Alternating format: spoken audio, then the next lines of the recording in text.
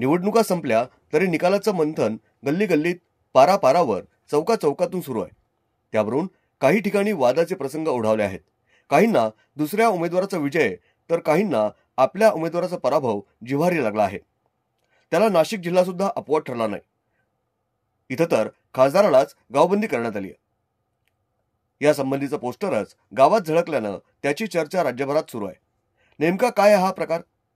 खासदार राजाभाऊ वाजे यांना त्यांच्याच गावात बंदी घातल्याचं समोर आलं आहे.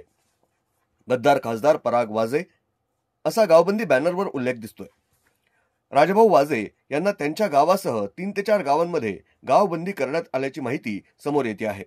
खासदार राजाभाऊ वाजे आणि त्यांच्या कुटुंबियांना सिन्नर तालुक्यात ही गावबंदी करण्यात आली आहे. महायुतीचे उमेदवार माणिकराव कोकाटे यांच्या बॅनरवर राजाभाऊ वाजे यांचा फोटो झळकल्यानं हा वाद ओढवल्याची चर्चा होतीये. महाविकास आघाडीत असताना महायुतीकडून काम केल्याचा आरोप करत त्यांना गावबंदी घालण्याचं समोर येत आहे. उद्धव ठाकरे गटाचे खासदार राजाभाऊ वाजे यांचं पाठबळ आपल्या राष्ट्रवादीच्या उमेदवारांना मिळालं नाही असा समज काही जणांनी व्यक्त केला होता. त्यांनी लागलीच त्यांच्या भावना या बॅनरद्वारे झळकवल्या. त्यात उद्धव ठाकरे गटाचे खासदार राजाभाऊ वाजे आणि त्यांच्या कुटुंबांना थेट गावबंदी करण्यात आली आहे.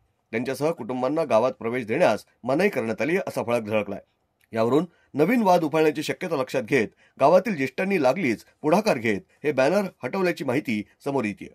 ब्युरो रिपोर्ट, न्यूज डेस्क, महानगराची लाईफलाईन, मेट्रो.